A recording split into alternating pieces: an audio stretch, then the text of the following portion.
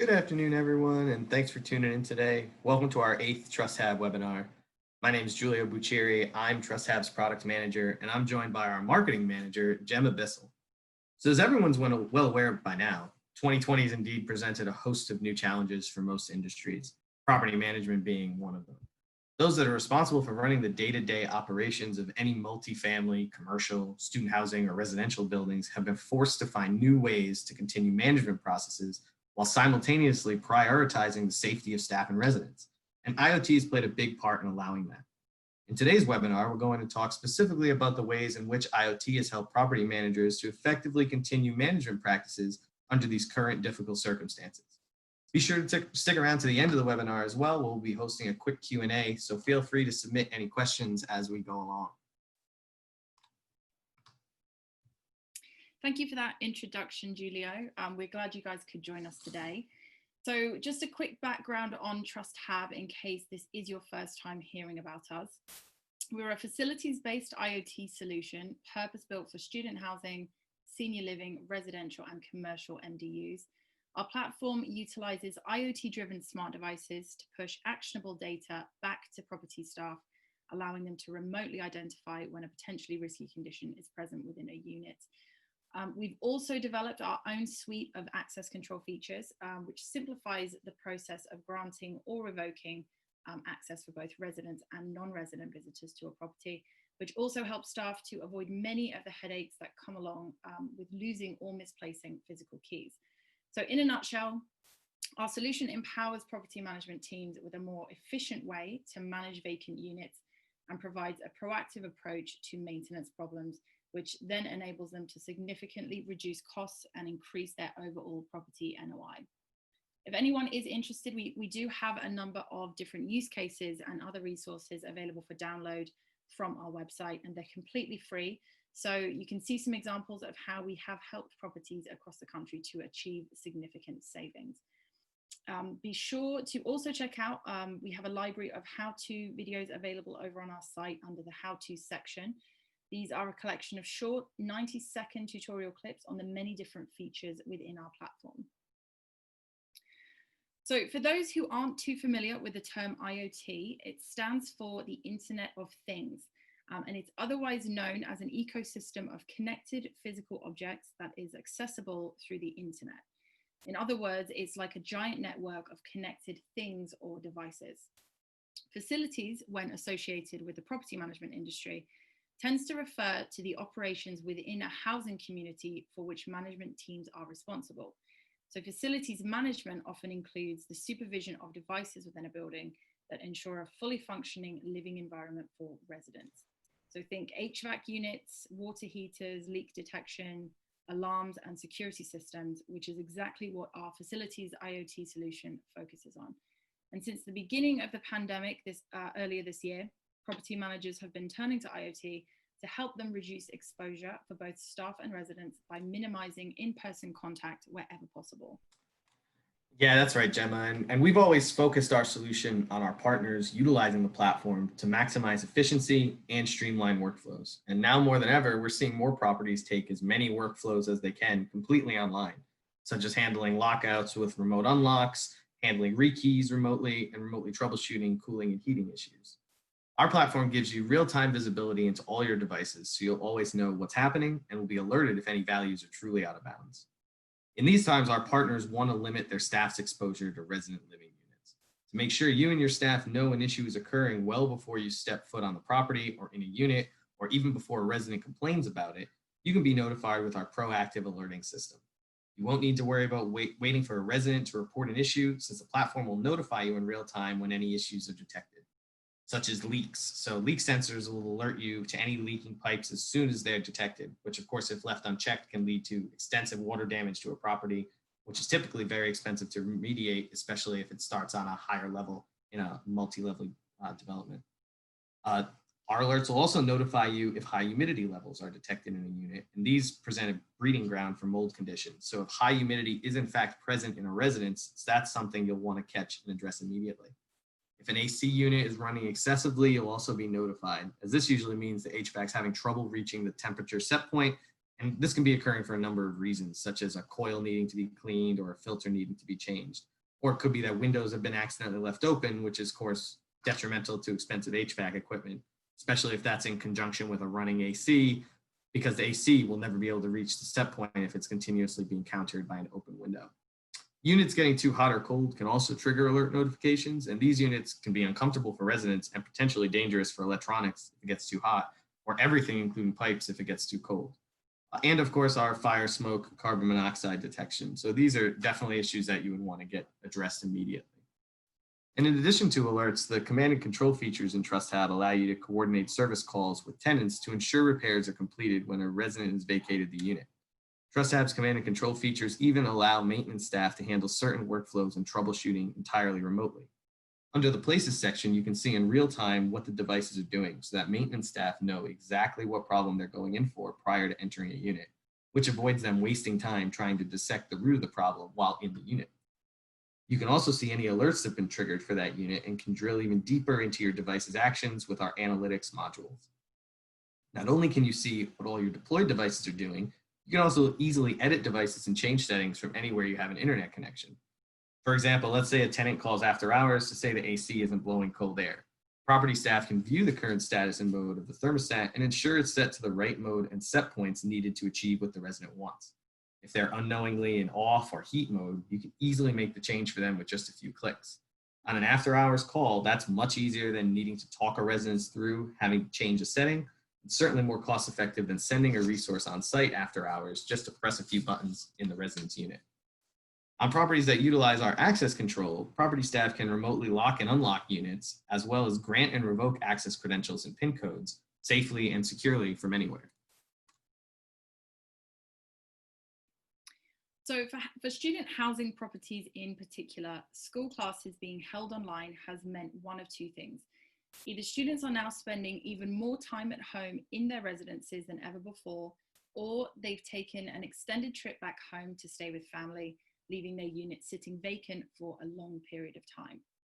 A residence that is being occupied more than usual is of course going to result in HVAC usage increasing, presenting a greater risk for strained equipment or other maintenance related issues to arise.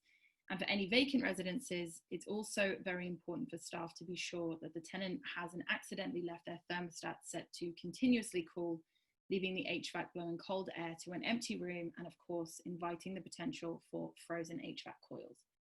So either way, whether a residence is being occupied more or less than it was before the pandemic hit, it's still extremely important for staff to be in the know of any abnormal conditions that are present or may be brewing within a unit.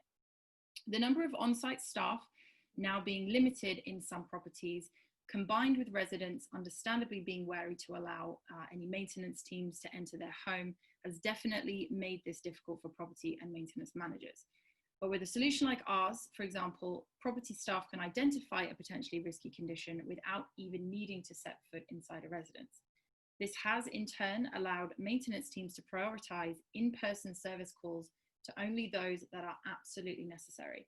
It also means that they can turn up to a residence already having an idea as to what the problem is, which of course eliminates any unnecessary in-person diagnostic time.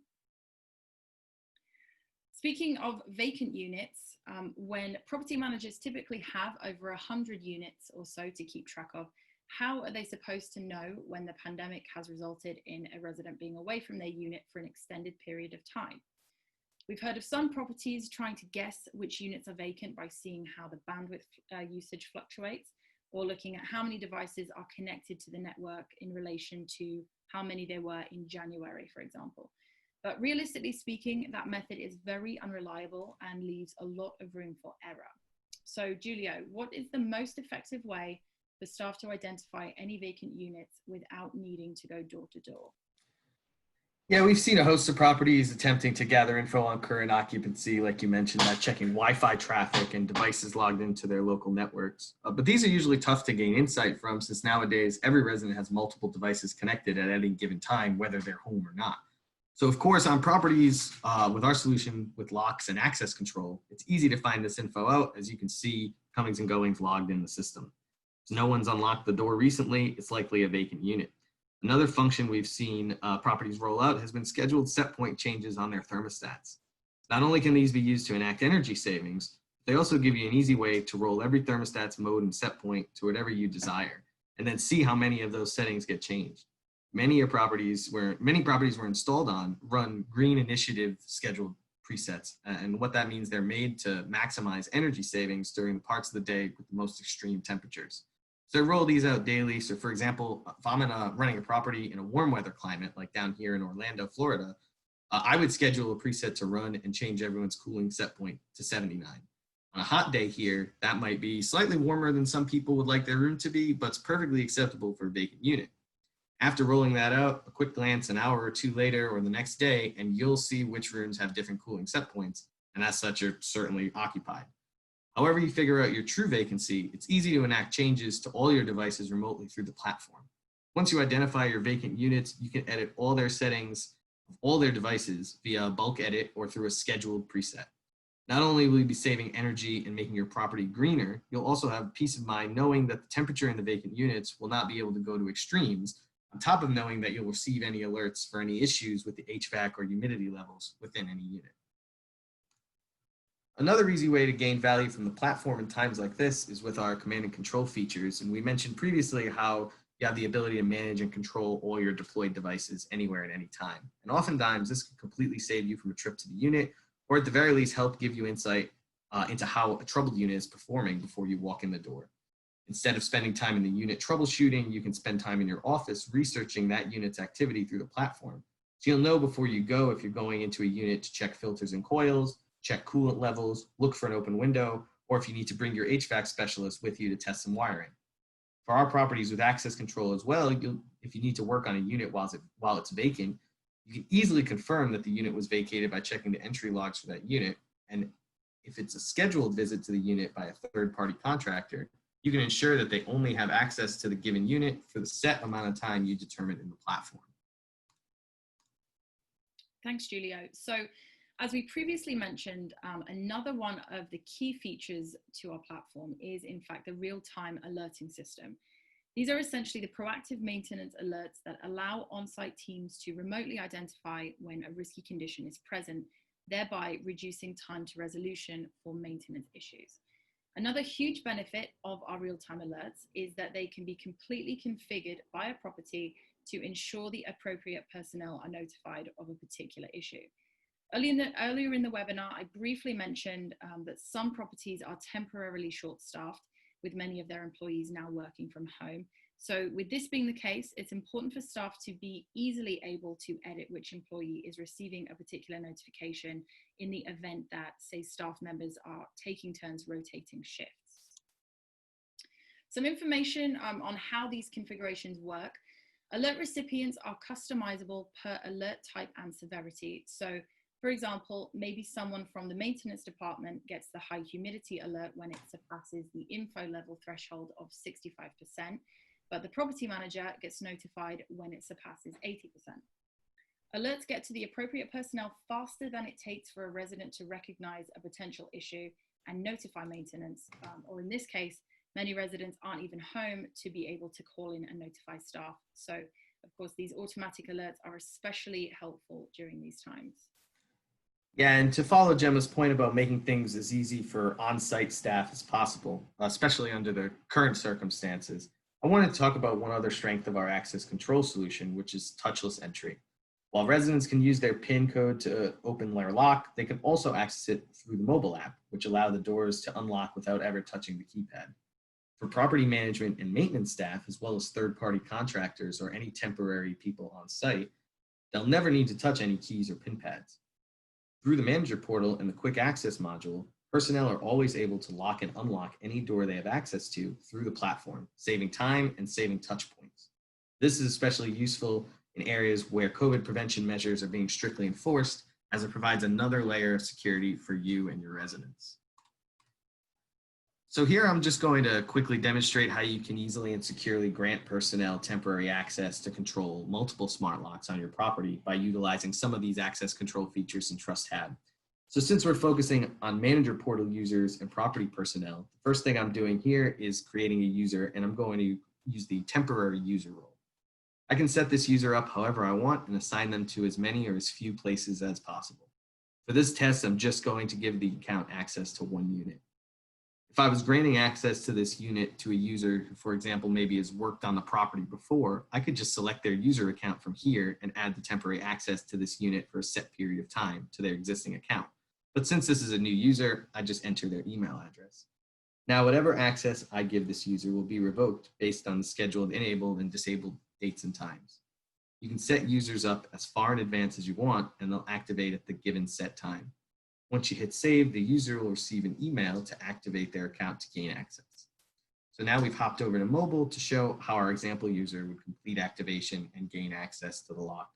The user would fill out this form using their same email address that was registered in the platform. Once they complete this, they'll be able to access the devices they were given control over. So for this user, once they complete registration, they'll have access to one lock in one unit. Once the registration is complete, they'll have access to the quick access module. And from there, you can select the unit and lock or unlock it from the platform. As I said, there's no need to touch the keypad or the lock, just use your mobile device and the door handle. If the user has access to multiple properties, multiple buildings, or multiple units, they'd be able to use the location breadcrumb to navigate through them. And they'd be able to access all their assigned locks in this fashion. Since everyone wants less touch points, our solution allows you to skip the physical keys and button presses, as well as providing full audit logs on the platform, so you know who was in what unit when. This is just one of the many access control features available within the TrustHab platform, and you can check out trusthab.com for more info as well. So just a quick summary to recap our access control feature. An effective access control system has the following benefits. Simplify the management of access to the building, so there's no need to worry about having keys made to distribute to any non-resident visitors. Instead, temporary or permanent credentials are remotely issued. Eliminate the risk of a physical key being misplaced or even stolen. Especially in today's times, there are significant risks and costs associated with a key falling into the wrong hands, not to mention the cost that comes with having to rekey entirely. Improved tracking and audit trails. So obviously you can't keep record of when physical keys are used, but with this solution, you gain insight to who came and went through each door and when. And lastly, reduce the need for property or maintenance staff to manually lock or unlock doors each time a contractor arrives, which of course saves you time. Additionally, eliminates the risk of forgetting to lock or accidentally improperly locking any doors. Yeah, spot on, Gemma. And we've heard from some of our partners in the field that it usually takes 18 to 20 minutes total to handle a lockout, from having it been reported, to getting the key to the resident in their unit. You can literally shave that workflow down to just a couple of minutes or less by using the platform, and you can even do it from the safety of your office, or at the very least from more than 6 feet away from the resident. But imagine how many times a week or a month do you get resident lockouts? And now you multiply that by that 20 minutes each, and you'll notice how much time you can save through the platform. It's just another way that we're realizing savings through the platform and helping property management teams and their personnel work more efficiently and minimize exposure. And something else we did want to know, we do also have a resident app. We recently released an updated version, which now features the ability for a property to automatically push a different set point to thermostats when their residents are away in order to save energy, and then automatically revert it to the residents' last set temperature once they return. Residents are not permitted to make changes to their connected devices while they're away from the property. So for any residents that later decide they will not be returning, property staff have the ability to completely revoke device access from residents with just a few clicks, which is of course very useful. Yeah, thanks, Gemma. And in case this is your first time hearing about the TrustHab solution, I did want to add that we're not just limited to smart thermostat management. We also integrate with a number of other smart devices, such as door locks, as we've discussed, flood and freeze sensors, smoke sensors, door and window sensors, light switches, outlets, just to name a few. Our solution's powered by these IoT-driven smart devices, and what's more, you'll see an ROI in as short as 9 months when you install TrustHab across your property or suite of properties. We hope this webinar gave you some valuable insight to the many benefits of IoT and how they've been applied specifically to the property management industry this year in particular. Ultimately, our solution allows many building management operations to be conducted entirely remotely, helping to minimize in-person contact and reduce any potential exposure for both staff and residents. There is a dedicated COVID-19 section on the homepage of our website that highlights many of the points we went over today, plus a few more. So be sure to check that out if you have the chance. So it looks like we have officially reached the end of this webinar. So we'll move over to the Q&A session now. For anyone else that has questions, feel free to submit them in the Q&A box on your screen if you haven't already. It looks like we have got a few to answer today. So the first question, Julio, is what is the best way to save energy in vacant units that you have seen in practice so far? Yeah, I mean, we suggest to all our partners that they roll out some settings to their devices based on best practices. So that means we don't want the unit to get too hot or too cold, but we don't need to keep a unit in the south cooling to 70 degrees, for example. So in practice, that usually looks like changing thermostats to auto modes with some set points based on the region. So like I mentioned, I'm down here in Florida, and our weather's actually been surprisingly temperate most days. So setting a thermostat to auto with a cooling set point of 78 and a heating set point of 65 means that if that unit's vacant, you'll be maximizing your energy savings, as well as making sure that the unit doesn't get uncomfortable if the residents do return. Property managers can handle this workflow 100% remotely. So at their leisure, they can roll out a bulk edit to any or all units or set up scheduled presets to run at any time at any interval, either daily, weekly, multiple times a day, whatever they may need. And that'll have their devices update as they desire on the schedule they want. Okay. Question number 2, what savings have you seen on properties that restrict the maximum cooling and heating set points allowed? Yeah, so this can vary greatly per property based on the geographic location, the time of year, style of construction, and things like that. So as a general rule, we're seeing runtime savings of 15% and as high as 30% when we restrict set points to cut out those far edges of the spectrum that are hard to achieve on both the cooling side and the heating side. There's really almost never a good reason to have a unit cooled to 62 or heated to 80. So once a property decides on an acceptable range that they want residents to adhere to, they're usually able to see the energy savings and maintenance savings start adding up shortly after instituting these changes. Okay. Another question, does TrustHab rely on property-wide Wi-Fi for the device connectivity? Are there Z-Wave or mesh network options? Yeah, so we use a lot of Z-Wave devices in our implementations, and those really help us limit the amount of gateways we need to deploy on a property, as well as the bandwidth we use on the property.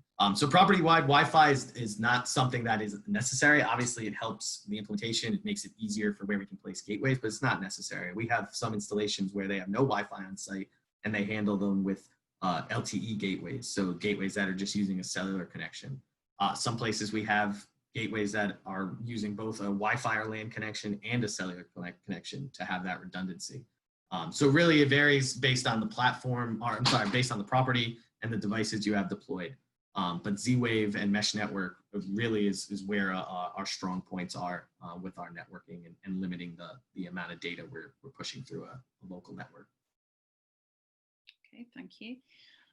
We have another one. It's a two-pronged question, which you kind of answered already. What kind of network needs to be in place, Wi-Fi or 5G? And then the other part of that question is, can the property owner use any IoT device they are already using, like Nest or Schlage 410? Yeah, so it again depends on the device. So Nest has a closed API. That wouldn't be one that we'd be able to easily integrate with. That would probably have a over-the-top cost from Google. But pretty much any other cloud solution or Z-Wave device or Wi-Fi device you might have already installed, chances are we can pull that into our platform. So again, based on the connectivity, obviously we need some type of connectivity, whether that is, like we mentioned on the webinar, we're installed in telecom closets, or if we're installed somewhere in connecting Wi-Fi, or if we're installed somewhere where there's no overarching connectivity and we have to use the LTE. So really we have a solution that fits pretty much any profile that your property might have based on its connectivity. Okay, it looks like we've got one more question. What is the typical installation process like if we were to want to integrate your solution with our already existing HVAC units? Yeah, so like I just touched on, so really retrofit or devices that are already in place is no more difficult to us than new devices or new construction. Again, it varies by the property as each deployment and installation that we do is tailored to the property's needs. But assuming the property does not yet have any smart devices installed, usually we'll perform a site survey either in person or remotely. We'll identify what their main objectives are for the property and sort out what devices they need. And then from there, we'll map out how the installation will progress. So usually property maintenance staff will install the devices in the resident units in advance, and then our team will install the gateways and pair devices to them to create the mesh network. So once that's done, all the available devices will be able to be viewed and controlled from within the platform. And the amount of time all of this takes is dependent, of course, on the size of the property and the types of devices in the deployment. So depending on the solution, it could take as little as a day or a week or more. Our installation teams, of course, take all PPE and distancing measures, and we coordinate with our partners so they can give residents ample notice if the residents prefer to be out of the unit when the devices are being installed or paired. Thank you, Julio. And if nobody else has any additional questions, we will go ahead and conclude this webinar.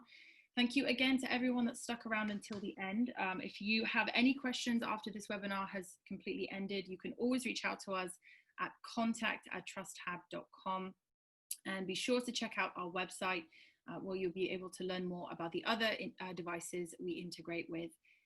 As we mentioned, we're not just limited to smart thermostats or door locks. We do have many others. Keep an eye out for details on our next webinar. We should be hosting that in the next few weeks, and we hope you will join us for that one too. So thank you again, everyone.